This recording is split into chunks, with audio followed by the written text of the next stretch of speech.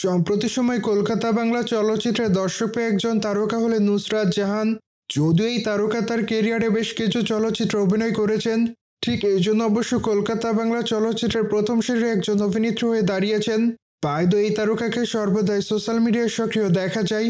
Moreover সেখানে এই তারকা তার প্রতিদিনের আপডেট শেয়ার করেন। যদিও সেই ধারাবাহিকতায় সম্প্রতি এই তারকা তার সোশ্যাল মিডিয়া হ্যান্ডেলে বেশ কিছু ছবি আপলোড করেন। সেখানে অবশ্য তাকে ক্যাজুয়াল পোশাকে দেখা যায়। মোরওভার সাধারণ লুকে এই তারকাকে দেখতে অনেকটা সুন্দরী লাগে। ঠিক এই জন্যই বর্তমানে নজরে এসেছেন এই তারকা, যার প্রেক্ষিতে তার প্রকাশ করা ছবির কমেন্ট বক্সে অনেকে তাকে সুন্দরী বলে দাবি করেন। মোরওভার অনেকে আবার তাকে গ্ল্যামার গার্ল লিখেছেন, যদিও আবার অনেকে তাকে প্রিটি গার্ল বলে দাবি করেন। অ্যাজ ওয়েল অ্যাজ অনেকে আবার তাকে মাই লাভ বলে উল্লেখ করেন। সেই সাথে অনেকে আবার জানতে চায় সে এখন কোথায় আছে। সুতরাং সবকিছু মিলে এই তারকা দর্শকদের মাঝে এভাবে আলোচনায়। পায়দয়ে বর্তমানে এই তারকার হাতে তেমন কোনো চলচ্চিত্রের কাজ নেই। ঠিক এই জন্য অবশ্য এই তারকা অবসর যাপন করছে। কিন্তু মাত্র কয়েকদিন আগে এই তারকা শিকার চলচ্চিত্রের শুটিংয়ের কাজ শেষ করেন। মূলত চলচ্চিত্রটিতে তার বিপরীতে ইয়াশ দাশগুপ্তা অভিনয় করেন। ঠিক এরপর অবশ্য মেন্টাল চলচ্চিত্রে দেখা যাবে তাদের দুজনকে।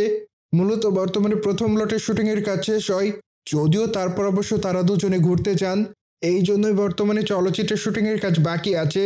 মোরওভার এই তারকাকে জয়কালী কলকাতাওয়ালি চলচ্চিত্রে সর্বশেষ অভিনয় করতে দেখা যায়। মূলত চলচ্চিত্রটিতে তার অভিনয় তার অনুরাগীদের কাছে ভালো লাগে।